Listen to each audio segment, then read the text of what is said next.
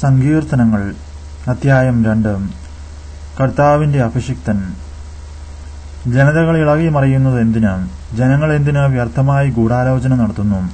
കർത്താവിനും അവിടുത്തെ അഭിഷിക്തനുമെതിരെ ഭൂമിയിലെ രാജാക്കന്മാർ അണിനിരക്കുന്നു. ഭരണാധിപന്മാർ കൂടിയാലോചിക്കുന്നു.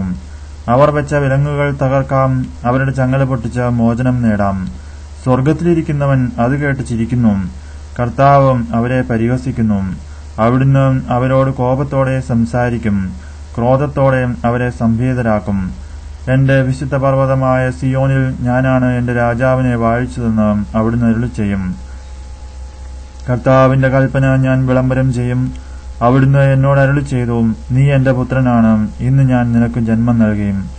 എന്നോട് ചോദിച്ചുകൊള്ളുക, ഞാൻ നിനക്ക് ജനതകളെ അവകാശമായി തരും. ഭൂമിയുടെ അതിരുകൾ നിനക്ക് അധീനമാകും.